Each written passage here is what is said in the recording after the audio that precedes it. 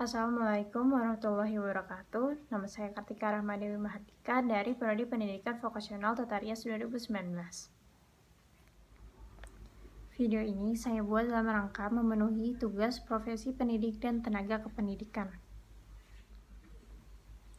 Pertama-tama, saya akan menjelaskan mengenai pengertian guru menurut Undang-Undang Nomor 14 Tahun 2005.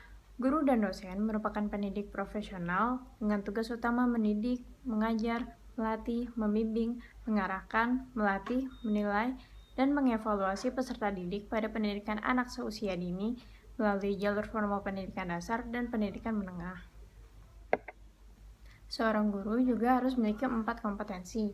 Yang pertama, kompetensi pedagogik, yang kedua, kompetensi kepribadian, yang ketiga, kompetensi profesional, dan yang keempat adalah kompetensi sosial. Di sini, saya akan menjelaskan mengenai kompetensi kepribadian.